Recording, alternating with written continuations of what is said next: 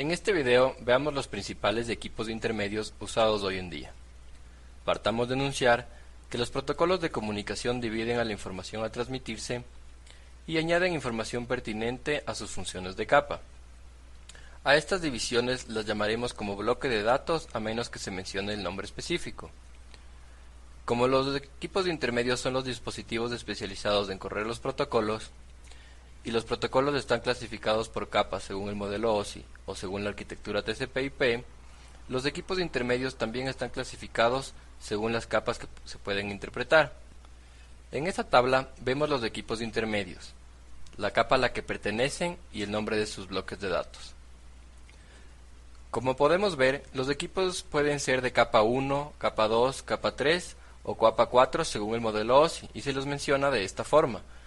Por ejemplo, a un repetidor se lo llama un equipo de capa 1. Dependiendo de qué capa se encuentre el protocolo que crea el bloque de datos, el mismo toma un nombre específico. La capa 1 no divide la información y se denomina su bloque de datos bits, puesto que los bits son las unidades más pequeñas de información digital.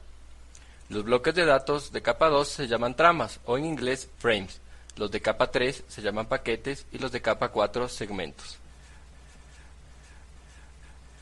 Un equipo que no interpreta ningún protocolo y solo restablece la señal física se llama repetidor. Cuando un equipo terminal transfiere información a otro, a veces la potencia con la que envía se ve disminuida y no llega la señal como debería. Entonces se usa el repetidor. Podemos ver aquí que el repetidor recibe por su puerto de entrada el bloque de datos, lo amplifica o regenera eléctricamente sin entenderlo y lo envía por su salida. Para esto, el repetidor usa elementos electrónicos que sirven para amplificar la señal. Por su naturaleza, en señales digitales, los repetidores se usan comúnmente en fibra óptica y en cables de Ethernet, siempre y cuando se necesiten distancias mayores a las soportadas por dichas tecnologías. Otro equipo que no interpreta ningún protocolo y solo restablece la señal física se llama hub. Como podemos ver, es también un equipo de capa 1. Este equipo sirve para comunicar varios equipos terminales, por lo que tiene varios puertos que funcionan tanto de entrada como de salida. La señal recibida por uno de sus puertos es regenerada y amplificada.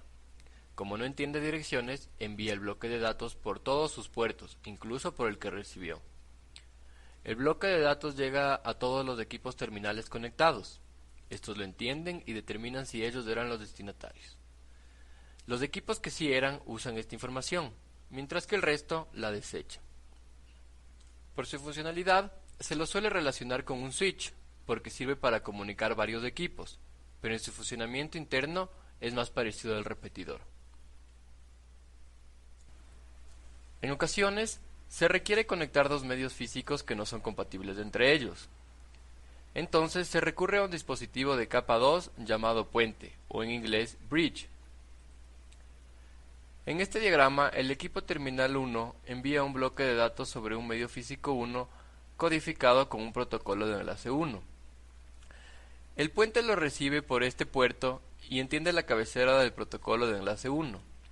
Luego transforma la información del protocolo de enlace 1 al protocolo de enlace 2 y genera la señal para un medio físico 2. Lo envía y de esta forma el equipo terminal 2 le llega información que puede entender. Otra funcionalidad de leer la capa de enlace es poder entender direcciones y decidir por cuál puerto mandar la información. A los equipos que realizan esta función suele dárseles el nombre de conmutador o más conocidos en inglés switch. El switch comunica varios equipos por varios puertos del mismo medio físico y protocolo de enlace. Este recibe el bloque de datos por uno de sus puertos, en este ejemplo el puerto A. El bloque tiene en su cabecera de protocolo de enlace una dirección de destino C.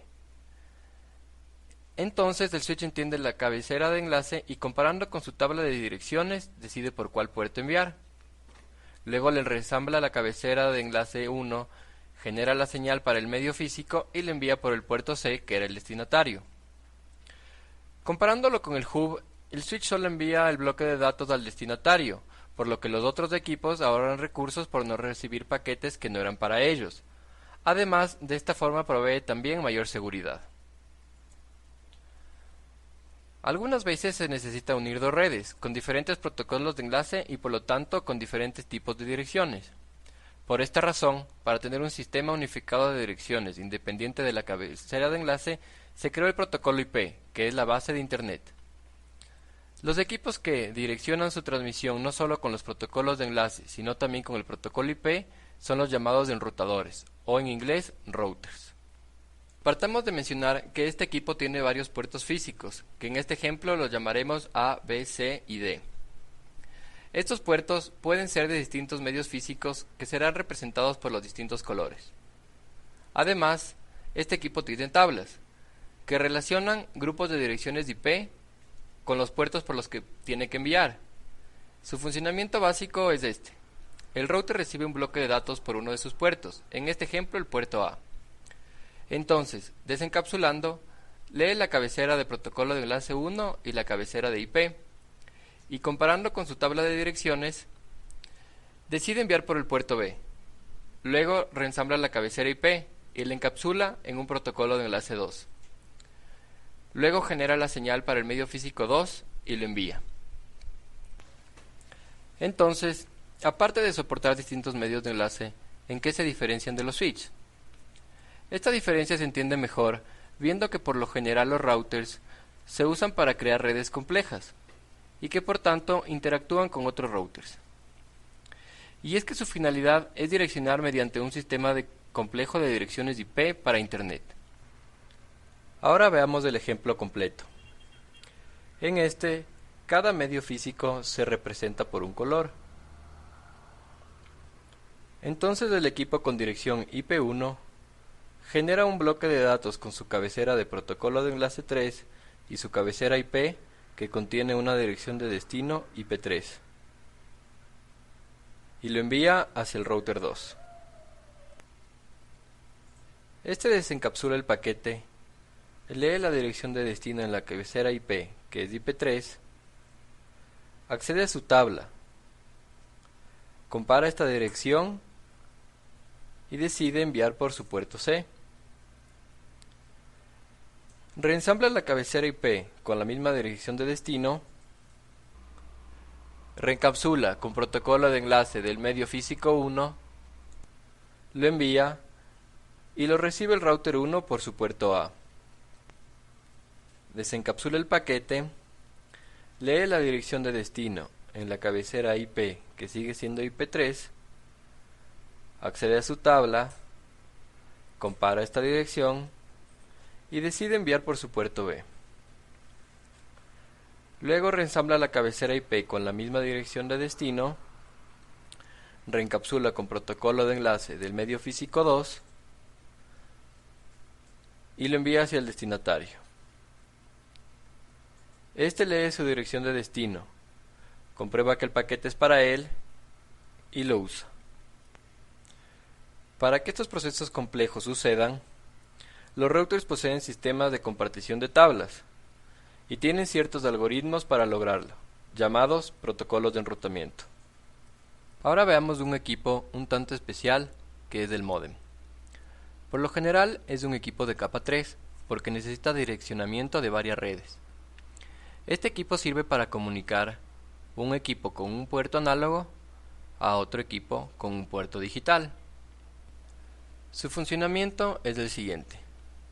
Este equipo envía un bloque de datos digital, el módem lo recibe, entiende el protocolo de enlace del medio físico 1 y el protocolo de red IP, lo transforma en una señal análoga que logra mayores distancias y le envía a un equipo que entienda esta señal analógica. De manera inversa, también recibe señales análogas por su puerto análogo, lo transforma a digital y envía. La finalidad de este equipo es ahorrar energía en el envío de información digital, por lo que suele estar conectado a otro módem. Así, dos redes digitales se comunican entre sí, pasando en un tramo de señal análoga para optimizar energía. Los módems de nuestras casas utilizan Ethernet o Wi-Fi como medio digital y la línea telefónica como medio análogo. Por último, mencionemos unos equipos destinados a la seguridad de la información. Estos equipos son equipos de capa 4 y se llaman firewalls.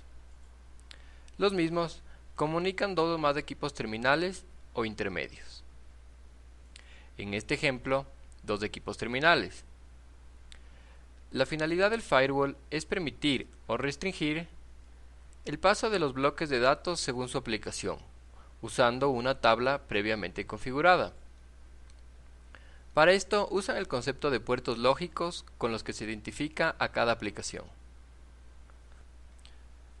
Así, cuando un equipo le envía un bloque de datos, al recibirlo lee de las cabeceras IP y TCP las direcciones de origen y de destino y los puertos de origen y de destino. Compara ambas direcciones y ambos puertos con la tabla de permisos y decide si permitir el paso del bloque de datos. En este caso lo permite. Luego decide por qué puerto enviar y lo envía. Cabe mencionar que el equipo funciona como un router, pero con una funcionalidad extra que es la de la seguridad. Y de ahí su nombre, que en español es pared cortafuegos, pues impide el paso de información no deseada. Y que por cierto es el mismo nombre de su análogo por software, que corre en todas nuestras computadoras y funciona igualmente filtrando por puertos.